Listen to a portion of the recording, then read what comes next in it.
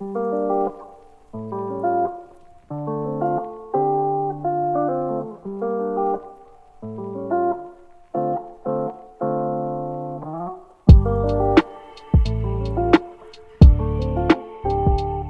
Shana Dobson, how's it going today, my friends?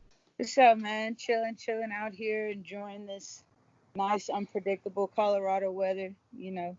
Of course, of course. So, what's the situation down in Colorado? How's the coronavirus pandemic being handled down there? Is it getting better, or is it kind of the same thing? I think it's kind of the same thing. I mean, I've been going about my same kind of routine, just being cautious, but at the same time, I got to get my training in. So my life's pretty boring anyway. I just train, go to work, uh, go to school, spend time with my family at home. So I haven't got to do anything really fun. I went hiking. I've been going hiking, and I went four-wheeling the other day. I did too. Oh, really? That's awesome. Yeah. Do you usually go four-wheeling when the coronavirus actually isn't here and you have time in your hands? No, so my girlfriend's brother just bought a four-wheeler. So Right on. I don't move because this train, over Oh, here don't yeah. want us to talk properly. That's another Yeah. great thing about Colorado is the trains are always Okay. passing by and stuff. But no, my girlfriend's brother just bought a four-wheeler, so we've been having fun with that, doing some Donald Cerrone stuff, here in camp, so a little thrill other than sparring. Need that. For sure, for sure. Would you say you're like the Donald Cerrone out of the cage, or like in the opposite gender kind of thing, or what? I don't He's pretty think wild, so. but I try to. He is wild. He's a lot wilder than I'm brave enough to do. And I definitely don't have the money to buy them toys. But not yet, I anyways. mean, right. Not yet. Thank you, man. Speak that into I existence. got you. I'm actually pretty boring. Like I try to stay chill and just, especially now with COVID, it's not much to do. Luckily with living in Denver, you have the outdoors, so we go hiking and try to find, explore, find different areas. But, my schedule is so jam packed that I never have nothing to do or I don't have any time. But I'd like to experience, experience the wildlife and do some Donald Cerrone stuff a little bit more. That'd be fun. Exploring wildlife, what do you mean by that? Like traveling and going different places and things? Yeah, definitely. Pretty much the only time I get to travel is when the UFC flies me out somewhere. So it would be nice to, travel without working. Let's say you're not going to a UFC fight, you got time on your hands. Where would be the first place, I guess, you'd go traveling?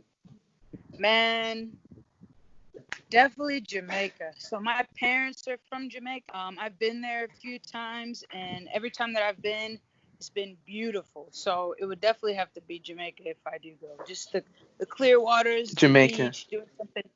Yeah, something relaxing. Definitely have to be Jamaica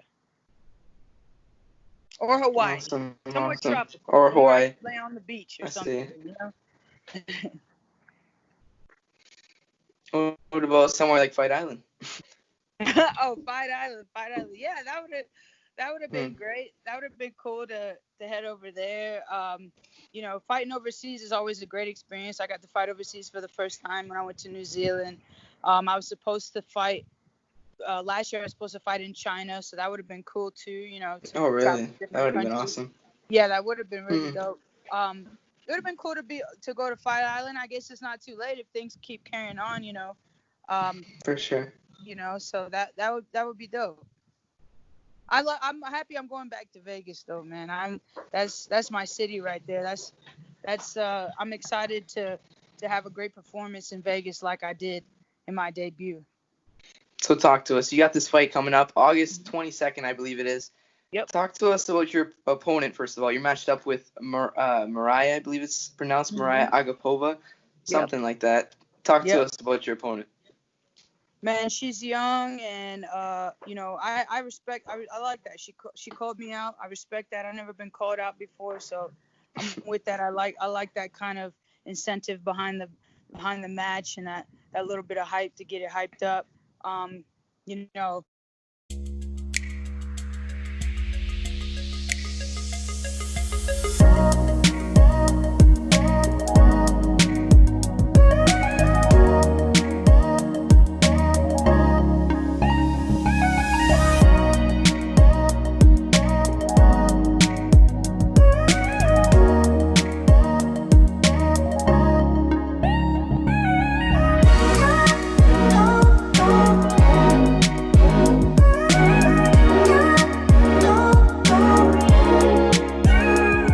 I mean, I've been facing a lot of tough opponents, man. I've been in there with Nico Montano, who's the previous flyweight champion. I've been in there with Roxanne Modafferi, who has a million fights. You know what I mean?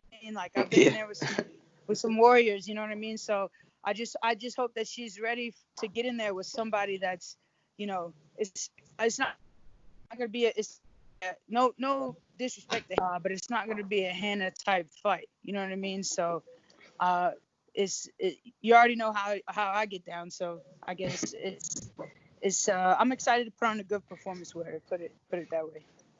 Yeah, so talk to us. Like, what is like the style going in the cage? What's the mentality? You gotta be, something's gotta separate you from any fighter in your division. What would that be, I guess? Man, I guess I would just say I'm a striker at heart. I've been able to be in traveling to the camps that I've traveled to, training with Elevation Fight Team. I've been able to put those levels to my game and to learn how to use my style effectively. So I guess it's just something that you guys are gonna have to see. But what I can tell you is I've learned a lot how to use my style effectively and how to amp it up. So I'm excited to display that. I was excited to display that my last time out. It's Mm. very disappointing. Um, you know, shit. I went in the back and my coach just said like, I've gotten caught. We've all gotten caught before. It happens. Hmm. We just go back, we run the tape, we figure out what the bad habits are, we eliminate them, and that's all we can do. We add to the good, we eliminate the bad, and that's what's been working here at Elevation Fight Team. Of course. So, how long have you been with Elevation? Has it been like your whole professional career, or has it been a part-time thing?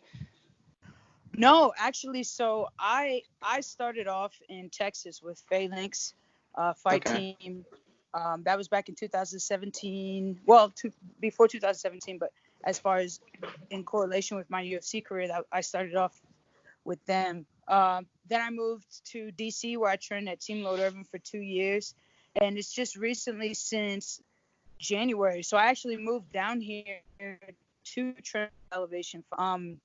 So it's only been since January that I've been training with them, but it's been like worlds and worlds of improvement. Like I'm getting to spar with Rose. We've got some UFC girls, some Bella, some LFA, some Invicta girls. I mean, we've got guys and girls. We've got everything that you need here. Everything that I need to make my camp great. And I'm training with the best coaches. Sean Madden, Christian Allen, two striking wizards.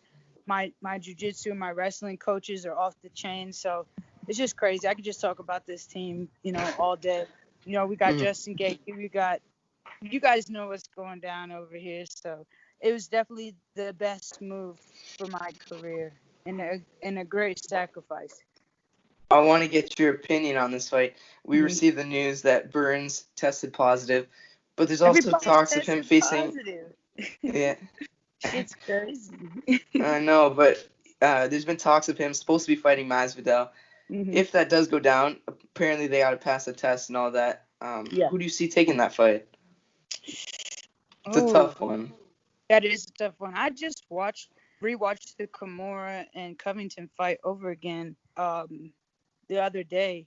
And Hmm. like one thing I will say is while I don't agree with Covington's ideals or value, he's a good fighter. And Kimura shut it down. He took it to him. So, I think Kimura is evolving with every fight. Masvidal, he's a G. He's proven himself. But I think this is going to be a true test for Masvidal. It's not a BMF belt. It's the belt. So Yeah. we're gonna see what he's about, and see if he's you know you gotta be more than just a BMF to beat the champ. So Yeah. I don't know. That's gonna be a tough one. I feel like Kimura training for this. He's been in preparation, so we're gonna see how Masvidal does on taking a short notice route too. Hmm. I guess we could say it's short notice, but who knows? Maybe he's a crazy guy. He could have been training in He's secret. probably I been, know a lot of yeah, people are, but yeah, he's probably been in the lab, most definitely. But it's a different mentality when you when you got to fight, you know what I mean, and you're in camp, you know what I mean. You got a face in front of you on top of your training partners' faces, you know what I mean. So we'll see. Especially for the belt. Oh yeah, definitely. But yeah, I'm excited. I'm just glad the fight's still going on. You know, Hopefully, we're crossing our really fingers. I know we'll cross our fingers. Hopefully, he passes all his whatever. Yeah. The last thing I want to get to is these tests. Like, how are people supposed to, I guess, stay away from this COVID and stay safe while training without catching it? I know Burns unfortunately got it, but like, how can you do that? Like, how is it possible? And that's a good question. It's like what we've been doing is like following the guidelines, keeping our training partners, keeping that circle small. You know what I mean? I'm training with pretty much the same folks. Like each time I go train, you know, we're checking our temperatures. We're staying in communication too. You know, it's important to stay in communication. Like if you wake up and you have a cough or a fever, let your training partners, let your coaches know. I know that as fighters, like we have a high pain threshold, so you know I've trained through strep throat and the flu and didn't even know I had it until I had to go and get checked out for it. So we know that we train through sickness all the time, but you know, this is the time where we really got to pay attention to the symptoms and just communicate with your partners. And nobody's gonna nobody's gonna think you're a badass if you go to train and you have COVID. You know what I mean? Like, so make sure we just got to be smart about this. That's what I'm doing at least, and the people I roll with. So definitely that. Perfect. So before I let you go here, we gotta let you leave one message to your opponent for August 22nd. One message. You gotta hype it up a little. Let's see. I don't know what to say, man. I stay professional. I look forward to getting there with you. Showing the world how I've grown, showing the world what we got going on, and representing for the women of this sport, representing for the women in the UFC. So, man, I look forward to this matchup, and let's make it a good show for the folks. Awesome, and I want to give you the opportunity to thank anyone you feel is necessary that's helped you along your journey. The floor is all yours, my friends. Thanks, man. I appreciate it. I've worked with a lot of people, sponsor wise. One thing that I guess comes to mind right now is just my coaches that are sacrificing for me every day. Everybody over there at Team Elevation, my coaches, my training partners, my teammates, my strength and conditioning team at Landau Performance. You guys push me literally every day, and we help grow each other, make each other stronger. So I love that. Awesome. So it was a fun time having you on. I want to wish you the best of luck on your fight, the 22nd, and hopefully we'll be catching up soon. Thanks, man. Look forward to seeing you. All right, bye. Take care.